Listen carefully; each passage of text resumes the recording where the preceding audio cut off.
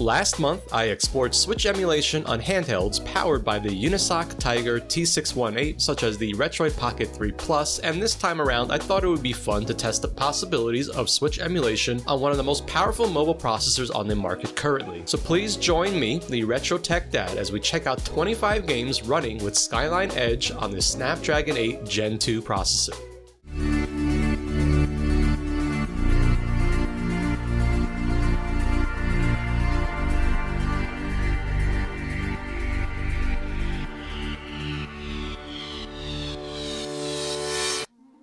The RedMagic 8 Pro will serve as the test device for this showcase. The games you see in this video should work for any mobile device with the Snapdragon 8 Gen 2, so phones like the Samsung Galaxy S23 Ultra, for example, should offer similar performance to what you are seeing here. Please let me know down in the comments if these settings work for your phones that aren't the RedMagic 8 Pro, especially one with a Snapdragon 8 Gen 2. Before we begin, I thought it would be worth going through the Skyline settings used for this video and discuss some of the expectations with Switch emulation on Android. Skyline and Skyline Edge are in active development and making tremendous progress on a nearly daily basis. For example, I started working on compiling my findings for this video when Skyline Edge was on version 52, and at the time of recording this audio, Skyline Edge had already reached version 57. I did go back and briefly test some of the games on version 57 and did find certain games like Need for Speed Hot Pursuit were impacted by the updates. Therefore, please use version 53 for this video as I did test it quite a bit with that specific build. So let me establish some expectations in general for anything that is related to Skyline emulation. As I said, this is an active development, so expect bugs to pop up. A lot of times games can crash for no reason. The ones included here are pretty stable, but it can happen still. Additionally, things like cutscenes, intro videos tend to not display correctly or at all, so either listen to the audio or wait for the cutscene to end, and if you're able, just skip past them until you get to the main screen at your gameplay. Occasionally, a game may not boot, but it's worth launching it more than once as I've found that it can resolve, especially for a game that is known to boot. I went back and forth between a few different settings before settling on the following for every game in this video. Outside of a few games, most will work with these settings specifically. You will need to provide the prod and titles keys. However, I cannot share those files, but I will link to the Yuzu website, which has a great guide on how to obtain the prod and title keys. First thing we will want to do is turn on Use Docked Mode, which will allow us to make use of that higher resolution. Next thing we will want to do is load a custom driver. For this video, I am using the 676.12 Vulkan drivers pulled from a OnePlus 11. The driver specifically works with the Adreno 700 series GPUs like the one found on the Snapdragon 8 Gen 2. I will have a link down below so that you can obtain the custom drivers needed for your device. To install the custom drivers, just save the zip file where you usually keep your Switch files and then go to install and point it to the directory of said driver. Alright, let's head back and turn on Force Triple Buffering, and then for the Executor slot count scale, we will want to set this to 4,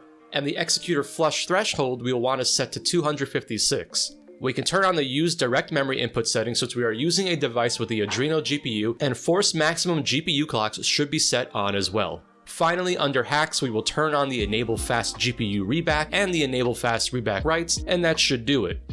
I will mention that if any game specifically needs a setting adjusted, but for the most part, this is a pretty solid base to start with. Also, if you are using a RedMagic 8 Pro like I am, you can turn on Diablo mode, which will give you the maximum performance available to us. There are two ways to turn on Diablo mode on the RedMagic 8 Pro. First, you can use the phone's dialer and enter this number, *62742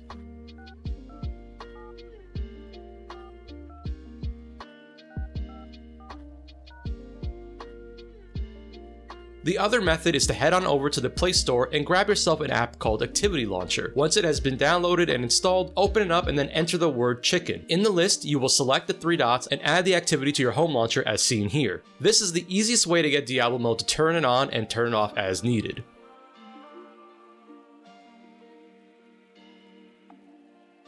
Okay, with all of that out of the way, let's get to some of the games. We will be going in alphabetical order for this entire list. And what a great way to start off the Switch emulation showcase, and I'm pretty excited that Bayonetta 2 is working really well here. This is a great example of what a higher end SoC will be able to provide for us with Switch and the Skyline emulator. I'm pretty blown away by the fact that this is running on a mobile device through emulation. Really impressive stuff, and kudos to the Skyline team.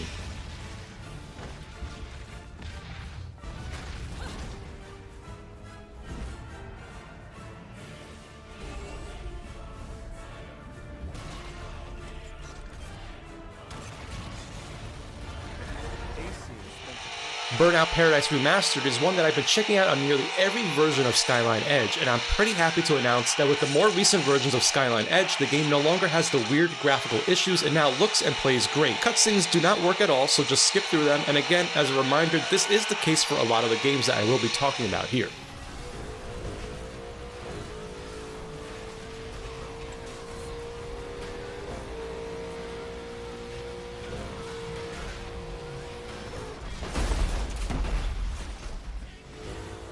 Child of Light is a game I was hoping to get running over on a handheld like the Retroid Pocket 3 Plus, but I could never get it working, so it's really awesome that it is working here and quite well at that. This is another fantastic game making use of that UbiArt framework and has such a great visual style.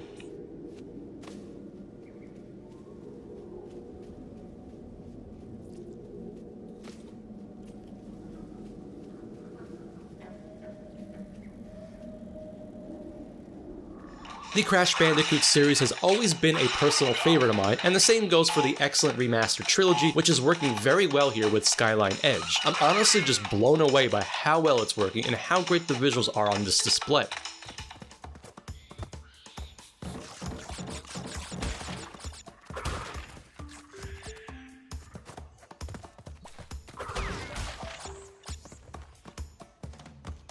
And building off of Crash Bandicoot, let's check out the awesome remastered version of Crash Team Racing, which is running pretty well here on Skyline Edge. For whatever reason, this game did not behave well with the built-in screen capture, so this one will only have off-screen gameplay footage. The game does have a few minor graphical glitches, but doesn't really impact gameplay, and other than that, it is very smooth and, as usual, a blast to play.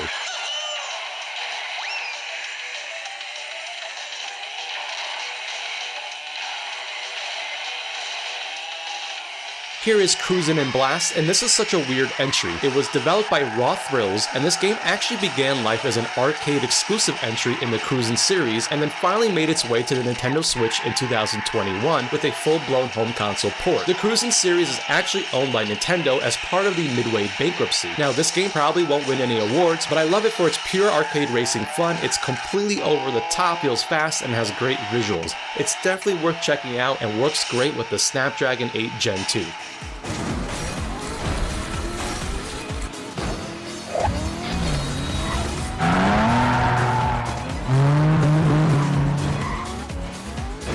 Darksiders 2 is another game that really surprised me with its performance. This is quite the visually impressive game, and to see it running on a mobile device like the RedMagic 8 Pro through emulation is kind of mind-blowing. Darksiders 2 is another personal favorite of mine, having finished it way back on the Wii U, and I prefer this entry over the first Darksiders, which by the way also works very well on here. On the other hand, I did test Darksiders 3 and Darksiders Genesis, and both did not work for me.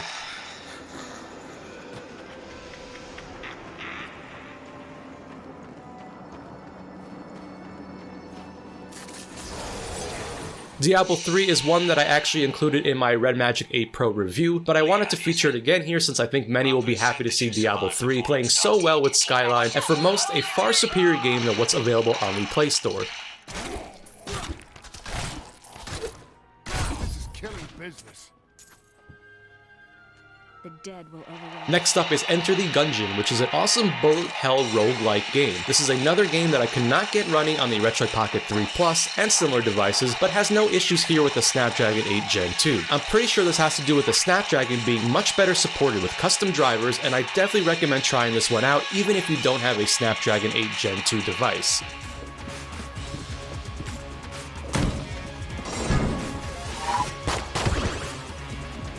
It may or may not be a secret, but I really love racing games of all kinds, and in particular arcade-style ones like Hotshot Racing. This one is really special to me because it is obviously heavily inspired by the great 90s arcade racers and really does a good job capturing the spirit of those arcade racers. This one seems to do well with the settings I mentioned, as other settings would crash the game frequently or just hang up at certain points in the game.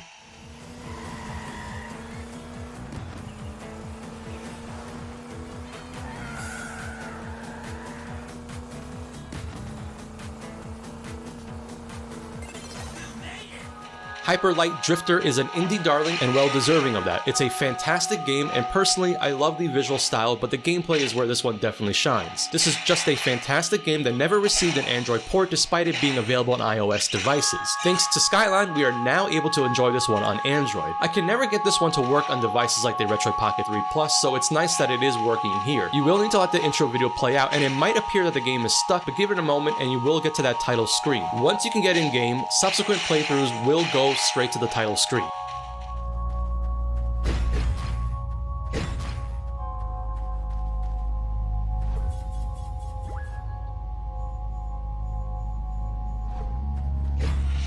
Just Shapes and Beats is such a funky little game using rhythm as one of its core elements. This is a bullet hell inspired action game with a killer soundtrack and interesting gameplay mechanics. I've been told that this one actually works well on devices like the Retro Pocket 3 Plus, so definitely a good sign if you don't have a device that has a Snapdragon 8 Gen 2.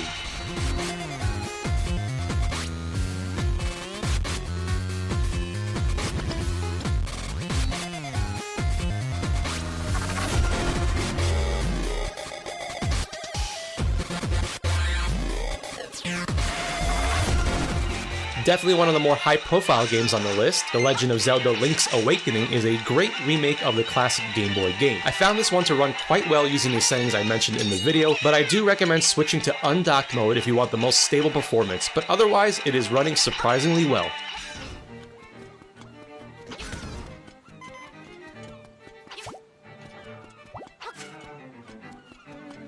Here is another Nintendo game, and Mario Tennis Aces definitely benefits from that custom drivers, as I had weird graphical issues when not using the 676.12 drivers. Otherwise, the game runs very well and looks fantastic. I've always loved tennis games, and this one is quite fun.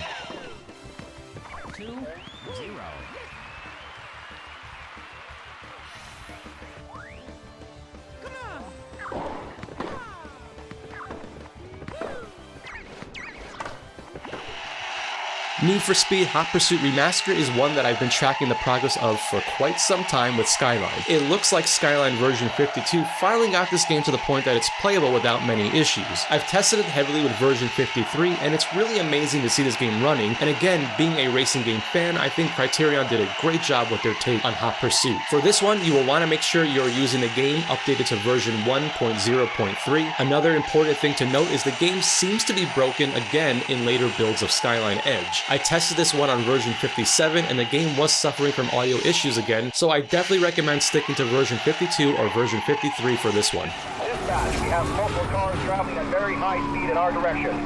We're going to need some roadblocks out here.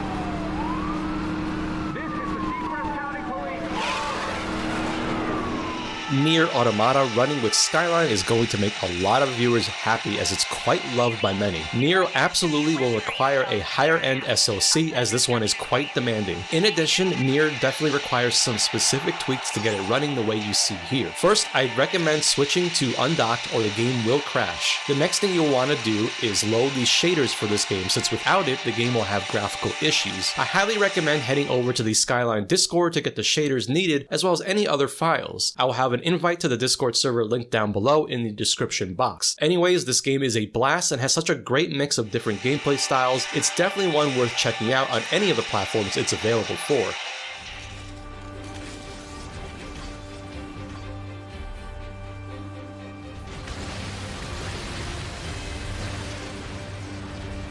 Now, I'm a sucker for anything related to Panzer Dragoon, and I was beyond ecstatic when I heard they were giving the original a remake, which stays very true to the original game. Personally, I found this remake to be very well done, and I love the visual facelift the game has received. And as you can see here, the game looks and runs great with Skyline.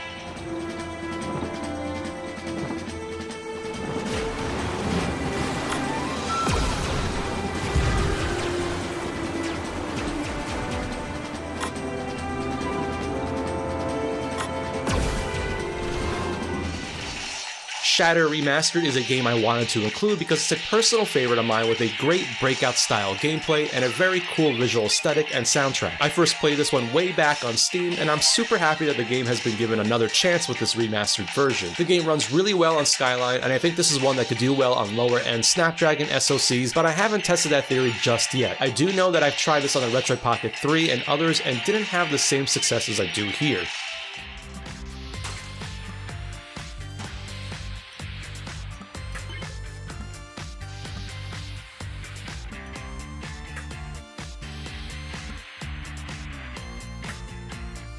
Skul the Hero Slayer is a roguelite 2D platformer and a great indie title. This one has a fantastic visual style with great pixel art. It's not all surprising that it runs well on the Snapdragon 8 Gen 2 based on the other titles that we have seen, but again, this is more about compatibility than anything else, and this one is working very well with Skyline.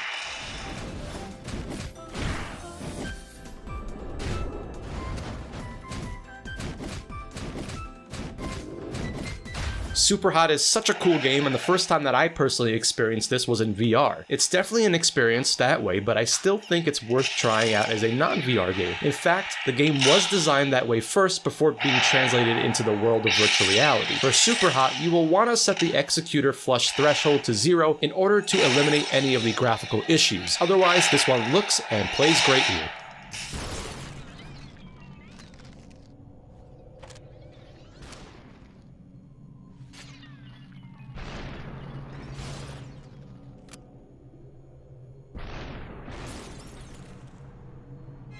Here's another pretty high-profile game for the Nintendo Switch. Super Mario 3 World and Bowser's Fury is a fantastic Mario game that runs incredibly well with Skyline. This game unfortunately has a weird issue with the black background, but it doesn't really impact gameplay, and otherwise it does run very well.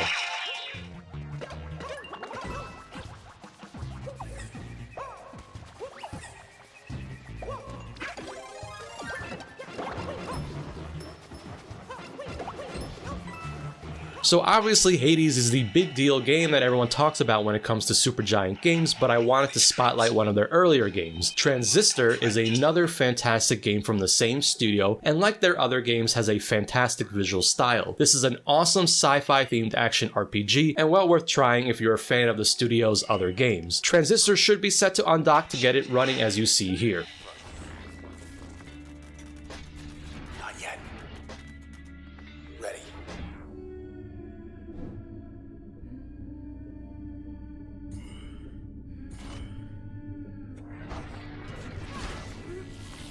Unravel 2 is a great puzzle platformer with an emphasis on co-op gameplay that has you playing as characters made of yarn. Unfortunately, the first game never received a Switch port, but luckily the sequel did, and it's running very well with Skyline.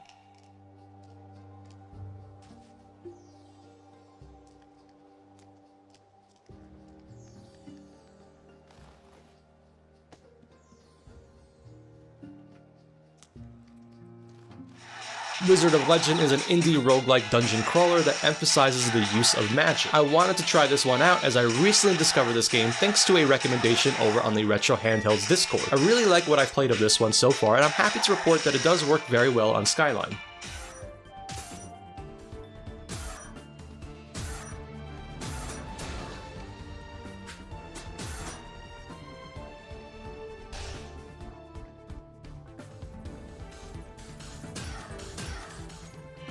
Finally, we have come to the last game being featured here. Yonder the Cloudcatcher Chronicles is an action-adventure game that has you exploring this open world and encompasses several different gameplay mechanics. It's also quite the relaxing experience, so if you are looking for something a little different and prefer a laid-back approach to gaming, this one would be a good bet. Yonder is definitely pushing some of the limits of Skyline emulation, since I found it to be quite the demanding game to run. I think this is one that is making use of that Diablo mode on the RedMagic 8 Pro, but as you can see, it is quite performant on there.